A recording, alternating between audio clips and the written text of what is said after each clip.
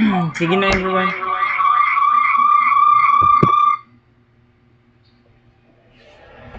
Sige na, mag-start na ko.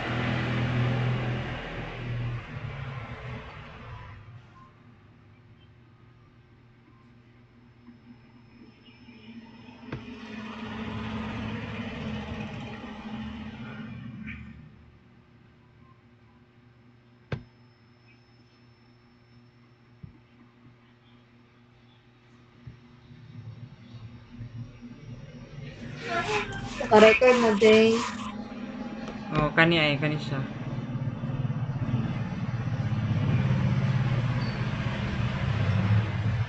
Wait lang dahil kay pang liok-liok dari.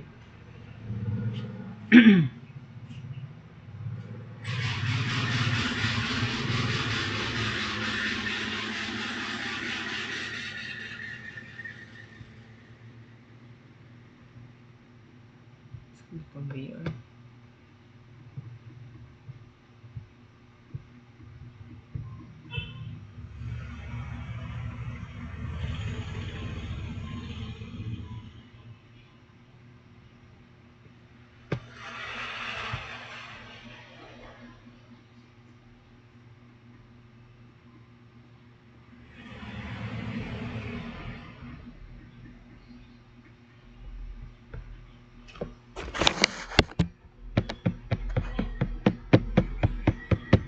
Ay sabi ka ng unsay yung gikalibugan sa chapter 1 to 3.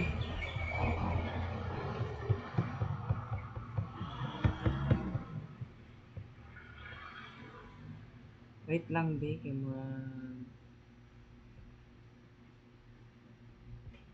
unsay yung gikalibugan chapter 1 to 3. Wala na, Jay. Proceed na to sa 4 and 5.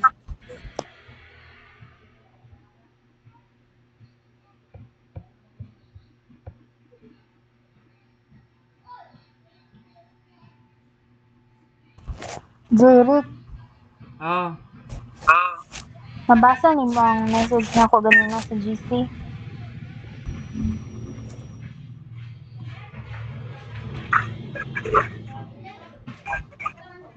asa ato?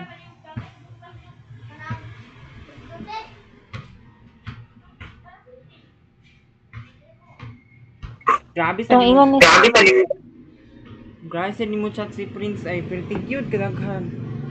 Matabunan. Dili, dito sa kuan, tan sa isa ka GC.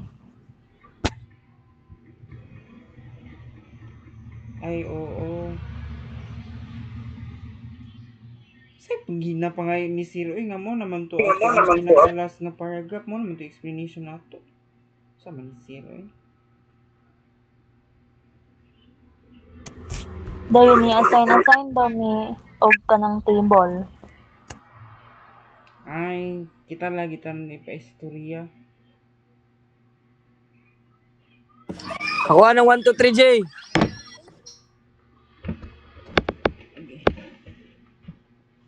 Sige. So, chapter 4 to 5 na ni. Sige lang, kanang explanation naman gud ni siya. Mura gyapon siya og kanang essay bitaw.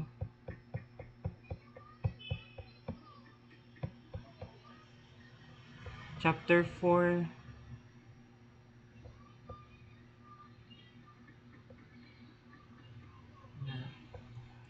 So, muna siya. Magsugod na ko ha. Chapter 4. Muna siya ang presentation, analysis, and interpretation of data. So, this chapter presents the analysis and interpretation of data collected on the factors influencing the profitability of micro and small enterprises in Taguluan, Misamis Oriental. So, ang atong ginakolekta nga data is about kung unsa ang mga naka-influence sa profitability of micro and small enterprises sa Taguluan, Misamis Oriental. The findings are systematically discussed based on the studies research question and objectives. The chapter examines how key business profile factors nga profile factors like average income, estimated capital, and age of the enterprise impact the profitability. So, kaning tulo. Number siya impact sa profitability. Then, additionally, the chapter evaluates the various factors affecting business profitability, including economic condition, government policies, environment, digital technology, and competition. The assessment of these factors provide insights into the challenges and opportunities faced by the micro and small enterprises, maintaining financial stability and growth. So, wala siya ang sulod or murag summary siya sa atong chapter 4. Okay, what is the profile of the business in terms of average income, estimated capital, and age of the enterprise? So, mo na pinakauna na to nga problem. So, gusto na to hibalaan kung unsa ang profile sa mga businesses in terms of average income, estimated capital, and age of the enterprise. Muna siya itong gusto matubag. So, that's why gigamit na to is katong sa itong first tool na to ay sa ato ang problem number 1 sa itong first tool na to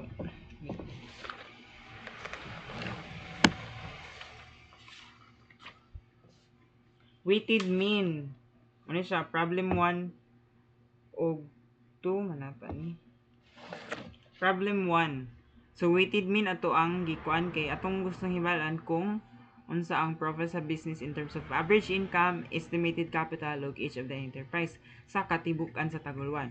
So, the first table or table 3, frequency and percentage distribution of the respondents' profile in terms of average income.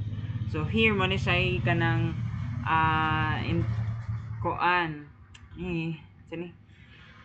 interpretation sa table. So, dire gi-state nga unsay meaning aning kani nga number, unsay meaning aning nganong for example, basta table 3 presents the frequency percentage distribution of the respondents based on the average income. The data reveals that the largest group consists of 86 respondents accounting for 31% who earns below 12,500 pesos. Following this, 82 respondents are blah blah blah. Muna siya gi-explain niya kung unsay naa sa table. First paragraph. Second paragraph, muna siya ang highest. Ang pinakadaghan nga second paragraph, pinakadaghan nga micro and small enterprises nga ka-income explain niya as the highest and the lowest. Ang third paragraph is the lowest. So, sa statistician ni siya ha, the largest group of respondents in the table is the respondents with below 12,500 average income with 86 total respondents, which is 31% of the total sample size. So, the data implies that most of the micro and small enterprises in Tagoloan, Misamis Oriental generate lower income. So, muna siya interpretation. So, every number diri sa babaw kani sa table mag-istorya siya kung unsa na siya gina-explain or na siya ginapakita kung unsa. So muna siya ginaingon nga interpretation kung di ba kay atong makita is stable raman siya or numbers corresponds to it. Pero kung kuan mo na siya itong ginapangitaan or sa statistician iyang gi-interpret. So ang highest lang gi-suportahan dahil niya og kanang kuan study ay wala day. So iyang gi-interpret or iyang gi kanang explain kung unsa ang highest. Which means nga ang meaning sa highest kay 12,500. So sa daghan sa Taguluan, Misamis Oriental ang kakita lang og 12,500 below. So which means nga ang micro and small enterprises in Taguluan, Misamis Oriental generate lower income.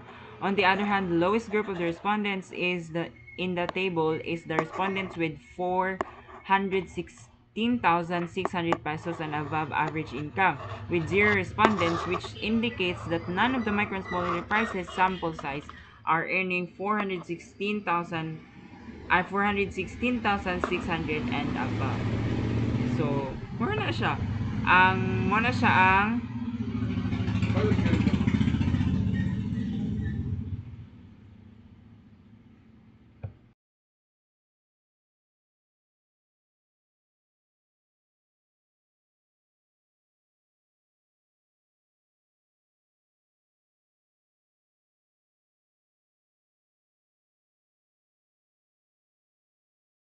Okay.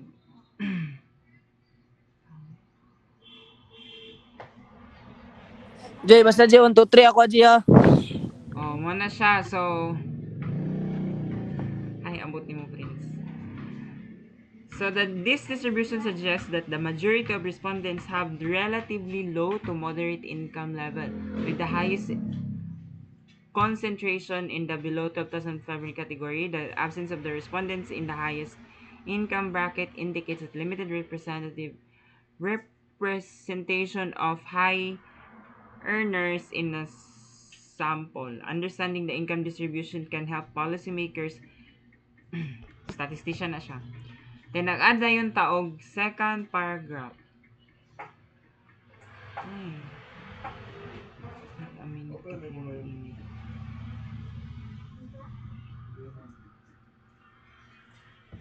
Wait lang, na ako i-add diri ba katong giingon ni Sir Table 1? Asa ko i-add ani? Ay, wait lang ha, akong i-open ang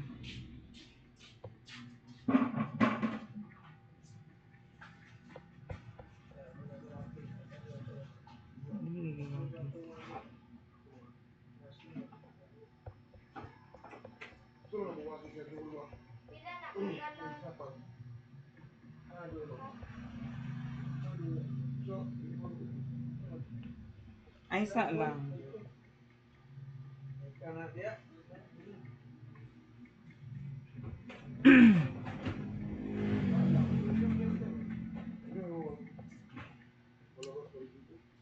Ay, sa mga comments kinabuhi eh.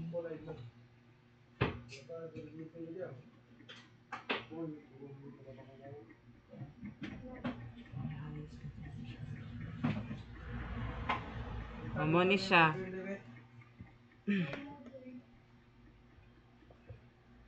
Second pa, first paragraph. Ay, ako din nagbutang aning paano. Supposedly 3 out 2 paragraphs ani siya ang description sa statistician. So the first paragraph sa statistician, ako adayon second paragraph. Kaning nay micro and small enterprise in Tagolong, Misamis Oriental. Ako nang paano na. Muna siya explanation sa ato ang highest of lowest interpretation. Then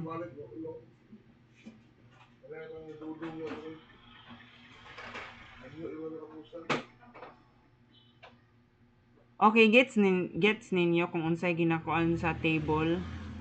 Wait lang, mo tanong sa ako. Yes. Table 3. Oh. Ang ginakuan sa table is kanang more siya story about sa table, explain siya about sa table kung unsay magkahitabo, kung unsay sa atong mga respondents inani lang ilang mga income, daghan sa ila inani. More na siya gina-explain ani first table actually. So muna siya 31% ang naa sa 12,500 below ang mga micro and small enterprises. So mura na siya. Then diri sa last paragraph, so diri na rin ta magkuha og kuan RRL or Review of Related Literature. So atong gi-explain nganong mostly or nabay other studies nga nag-ingon nga ang micro and small enterprises gagmay ra kita or mangita mo na itong ginapangita, like muna siya kanang pasabot sa RRL. So moreover, the data shows the largest group of business yields limited turnover or average income, which indicates that more business remain and have less opportunity to reinvest, to expand, and they may not be prepared for unpredictable economic events, as stability in income helps the business to manage the resources, improving profitability and efficiency prudently. So kani siya nga statement is gikan sa study ni Yang and ni Lu adtong 2023. Then kung gi-rephrase na ha kay ang study ni Yang and Lu nana siya sa atong chapter 2 nag-ingon nga ang businesses with higher income, syempre maka-reinvest gyud og maka-expand og maka-cope sila kung namang galing risk. Maka-kuan bitaw sila og risk. So gi-incorporate na to nga ay gi-explain na to nga moreover the data shows the largest group of businesses yields limited kani which indicates that kanang data that more businesses remain and have less opportunity. Wala kay sila opportunity kay gamay ra kay sila. Gamay ra kay sila og income nga mag-reinvest and expand.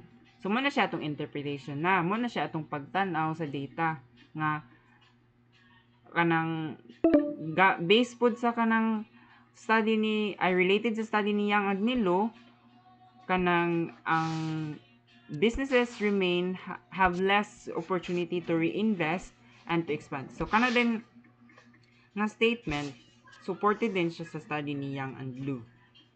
Muna itong pagtanaw dayon supported sa study ni Yang and Blue. Gets ninyo? Kung unsa? Balik-balik ra ni siya sa mga tables. Inani ra ni siya.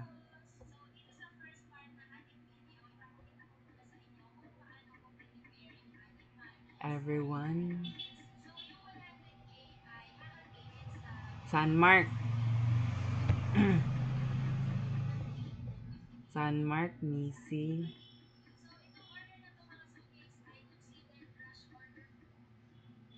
Are you there? Malungog ko ninyo.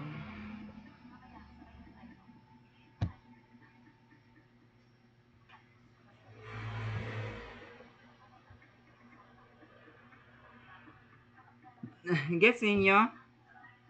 Kaya di na ako magpadayon-dayon. Then mag-assign na lang din ko din. Kamo na lang din sabot. Kung namoy pangutana dayon, okay ra, mangutana mo. Mag-assign na lang din ko og tables. Then kamo na din sabot.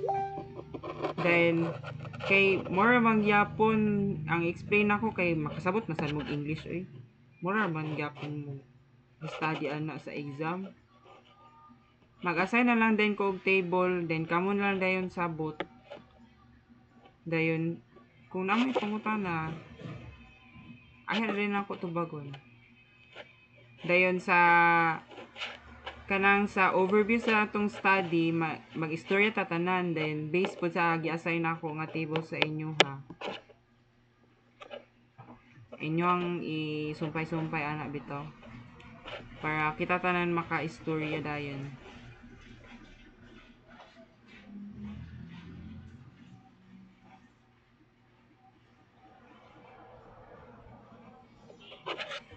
So, okay na ta? Nakadong mo?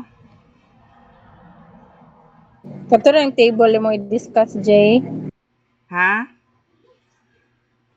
Ora tong table. Oh, katura. Ay, wait lang. Oh, katura. Dayon,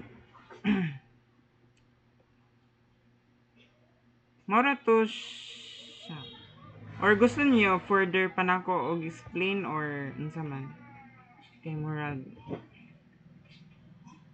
Okay naman kay balik naman ka sa table 3 padung din 1.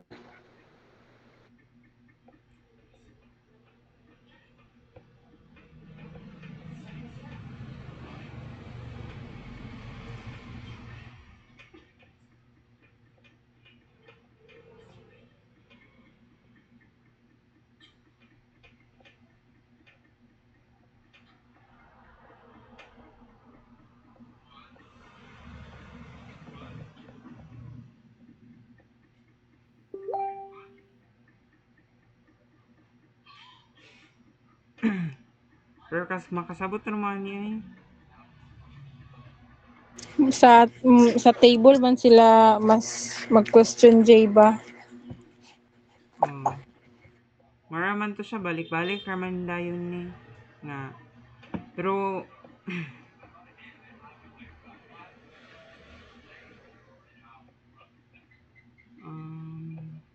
Jay. Girl. based ani dayon, kaning, isa ni? Explanation naman ni dayon ang table 4, explanation ang first paragraph. Then ang second kanang kuan, basta easy ra man sad pud ni siya, so masabtan na ninyo din. Sa result na dayon ko, dayon mag-assign ko sa table, kamo lang din bahala sabot sa inyong part. 1, 2, 3 ko, Jay. 1, 2, 3. Kamo ay sa kimura man ni siya gyud kuan, self-explanatory naman ni siya.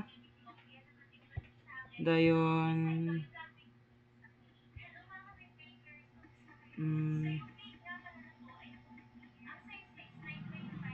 basta naman siya yung mga kanio para ning table 4 na siya yung mga statements dayon based dayon siya sa study kaning kuan amo ni siyang RL kaning nay mga Yul Fascia et al 2022 based on na mga reference dayon kana nga statement nga gi kuan basta mabasa raman ninyo nga nay mga statement ani diri sa first dayon based sa study dayon.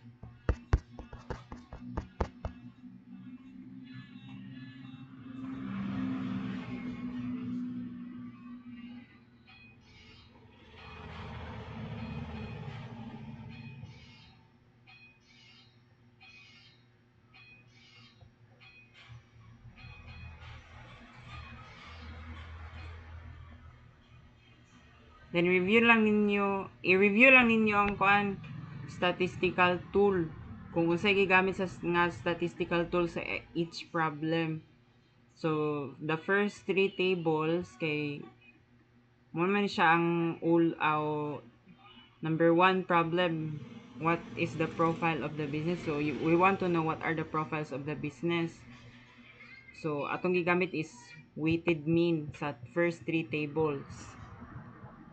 4 and so mo na siya SOP number 2. Then kani bitang mga kuan so studies nga na diri nakasulat gikan na ni siya sa atong chapter 2 dito naka-indicates. Then basta sabtan lang ninyo ang every statement nga nakakuan sa paragraph kaya mura man na siya og kanang report kanang mag-report ta sa klase inana man na siya ina man siya kinahanglan kuan.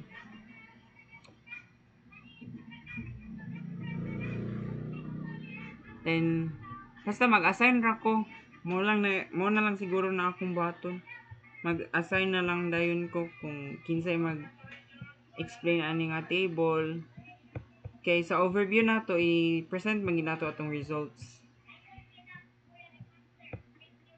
Okay, Jay. Pag-assign na ang tagpila.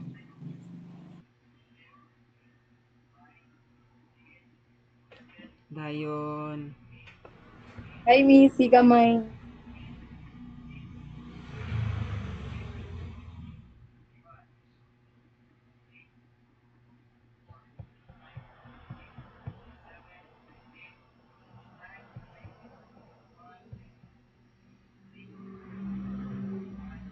review lang ninyo. Then kani siyang mga tables.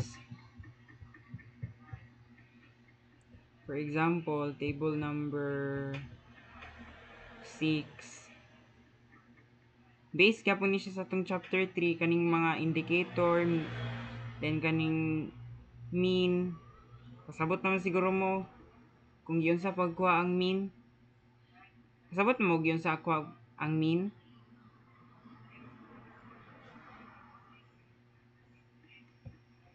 Ako, Jay, wala. Dagan kay ni siya ginakuan. Ang gina-add then gi-divide dayon. Kaning average mean.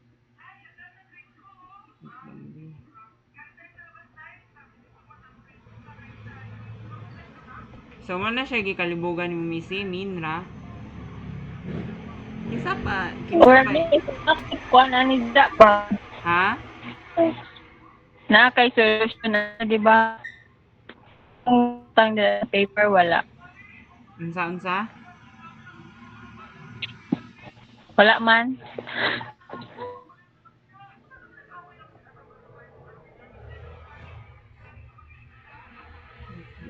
Katara J, ilan pagkuha sa min.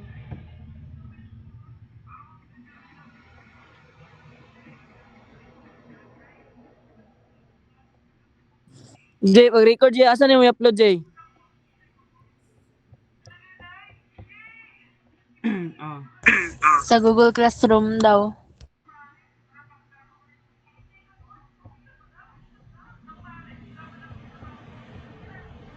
Nara siya akong ginamin nga min. So kani siya, mo ni siya ang first. Wait lang. Table number 1.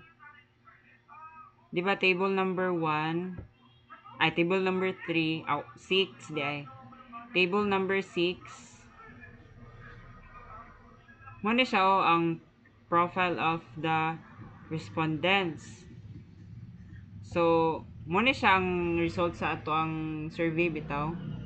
Atong amo ang gitabulate nila kuan Pixie. Mo ni siya ang result. Hindi mo po makita. So, mo ni siya kani. Monthly average income, estimated capital, o age of the enterprise. Maklaro ninyo?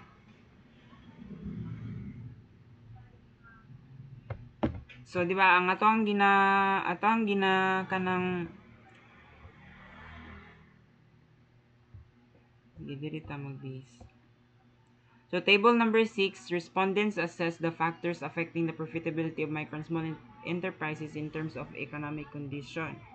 So, unsay ilahang assessment in terms of economic condition. So, moto siya nagbuhat ta og 10 questions nga based sa economic condition para may bala nato kung unsa ang economic condition ay para related sa economic conditions.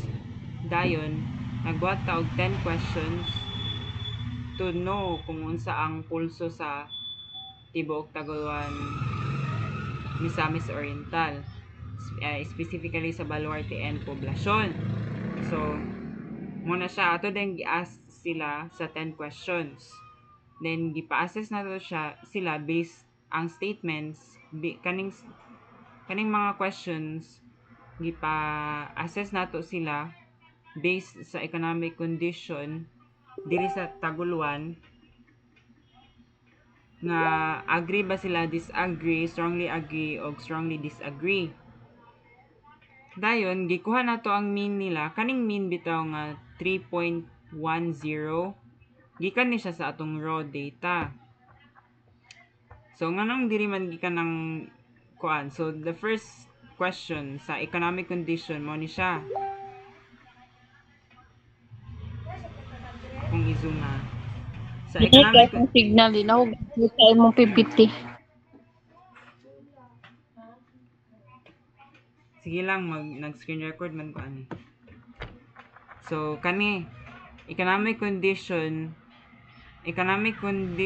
question number 1 mo ni siya ang meaning ani kung makakuan mo. So economic condition question number 1. So mo ni siyang taas ayon ni siya. Kung ato ang ipakita ang tibuok questions, 80 gina siya kabuok, 80 questions. Including sa ato ang profile of the business, 83 tanan questions. So ina na siya kataas. Dayon, so sa economic condition question number 1 atong kuhaon unsa ilahang kanang sa tanan nga atong interview 277 respondents unsay mas daghan sa ilaha. So nag-agree ba, disagree ba? So man na siya mean atong ginakuha kung unsay center sa ilang opinions about sa unsay center sa ilang opinion sa question number 1 or sa statement number 1. Agree ba sila tanan or disagree? So, mo na siya atong kwaon ilahang mean average. Ay, ato ang kwaon nilang mean. Yan na siya pag-solve. Ay, loading. So, sa question number 1,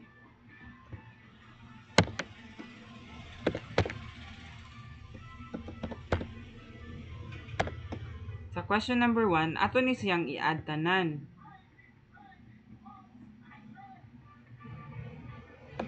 I-add nato ni tanan gikan sa first respondent padulong sa 277 respondents. Jay, ma-end na ang call.